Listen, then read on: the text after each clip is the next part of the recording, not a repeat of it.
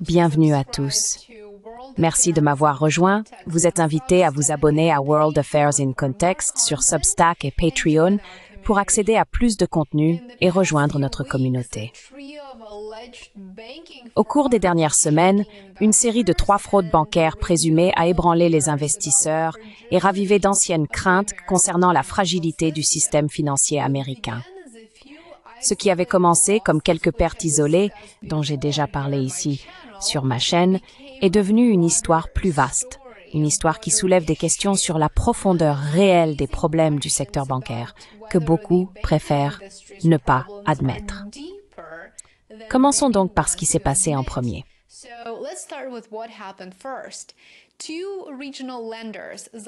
Deux prêteurs régionaux, Zions Bancorp et Western Alliance Bancorp, ont récemment révélé avoir été victimes d'une fraude liée à des prêts en rapport avec des fonds d'investissement associés à Andrew Stupin et Gerald Marcel.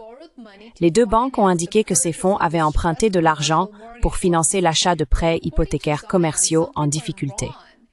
Mais selon Zions, quelque chose a mal tourné.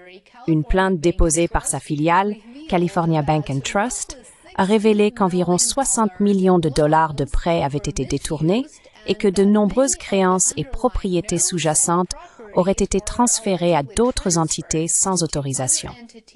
L'avocat de Stupin et Marcel affirme que ces accusations sont fausses, infondées, et que ses clients seront finalement disculpés.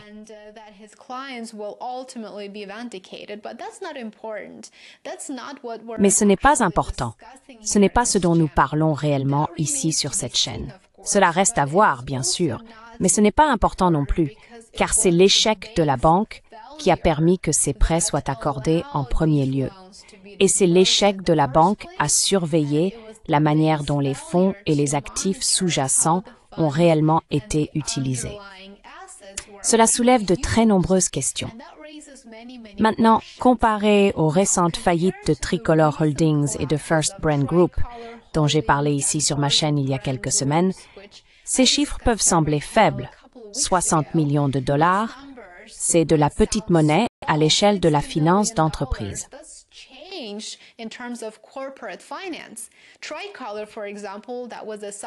Tricolor, par exemple, était un prêteur automobile à risque qui a déposé le bilan le mois dernier, entraînant des pertes quasi totales sur une partie de sa dette. Et First Brands Group, un fournisseur de pièces automobiles, s'est effondré sous plus de 10 milliards de dollars de dettes envers de grandes firmes de Wall Street. Dans ce contexte, une radiation de 50 ou 60 millions de dollars pourrait sembler négligeable. Mais la réaction des marchés a raconté une toute autre histoire. Cela montre à quel point le système financier est fragile et à quel point les banques régionales américaines sont vulnérables. On peut même dire qu'elles comptent parmi les institutions financières les plus réglementées au monde, et pourtant, elles demeurent extrêmement exposées à des pertes massives, susceptibles de provoquer leur effondrement final.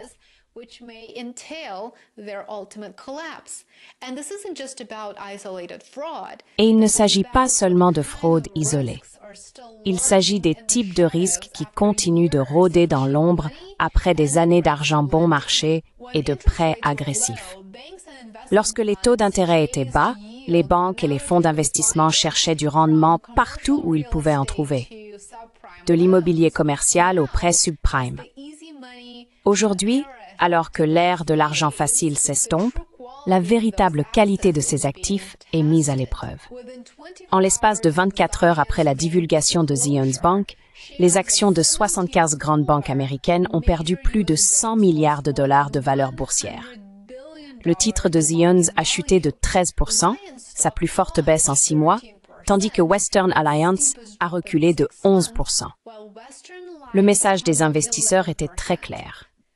Même de petits signes de tension sur le crédit peuvent déclencher de grandes vagues de peur.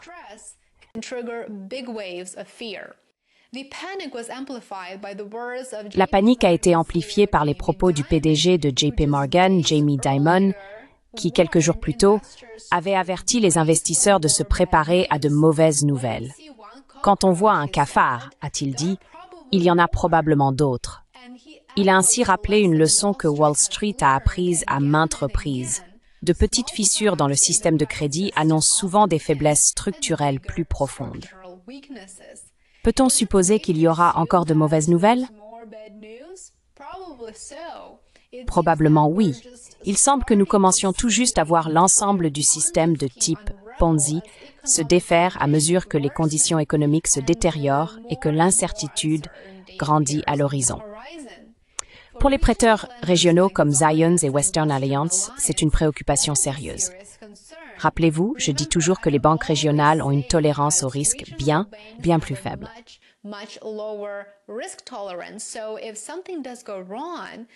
Donc, si quelque chose tourne mal, ils seront les premiers à avoir besoin d'un renflouement ou les premiers à s'effondrer. C'est parce qu'ils n'ont pas la même solidité de bilan ni les mêmes sources de revenus diversifiées que des géants comme JP Morgan ou Bank of America. Beaucoup d'entre eux portaient déjà les cicatrices de la mini-crise bancaire de 2023. Vous vous en souvenez? Quand la Silicon Valley Bank et d'autres ont fait faillite sous le poids des retraits massifs de dépôts et de l'exposition aux taux d'intérêt. Ainsi, même des pertes de crédit modestes peuvent désormais frapper beaucoup plus fort. Un autre fait intéressant révélé dans les rapports bancaires du troisième trimestre est que JP Morgan a augmenté sa provision pour pertes sur prêt à 3,4 milliards de dollars, le niveau le plus élevé depuis le pic de la pandémie. Ses 5 plus proches rivaux ont collectivement mis de côté la plus petite somme pour créances douteuses depuis 2 ans.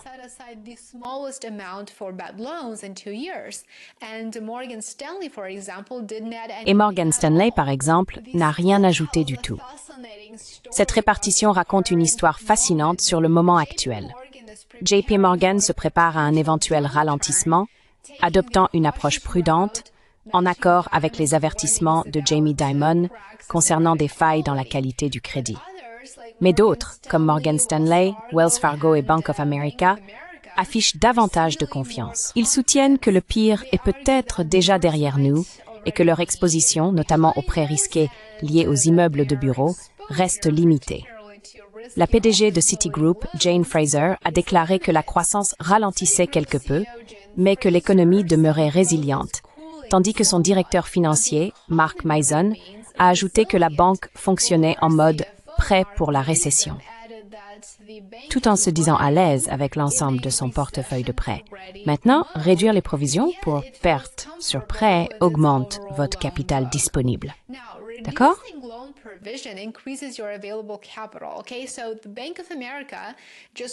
Ainsi, Bank of America vient de réduire sa provision d'environ 16% si l'on regarde ses résultats du troisième trimestre. Et c'est très bien, c'est une décision de sa direction. Mais ce que ça nous indique, c'est que la banque cherche du rendement. Elle veut profiter de cette période pour tenter un pari. Et ce pari consiste à pouvoir accorder des prêts et encaisser des revenus avant que la situation économique ne se dégrade davantage. Le fait que les petits prêteurs subissent des pertes plus importantes suggère que le risque financier se concentre de plus en plus là où la surveillance est la plus faible, dans les secteurs régionaux et non bancaires qui ont très bien fonctionné pendant les années d'argent facile. Mais les plus grandes banques, avec leur portefeuille diversifié et leur contrôle de risque strict, semblent mieux placées pour affronter la tempête. Et elles se montrent la plus prudentes.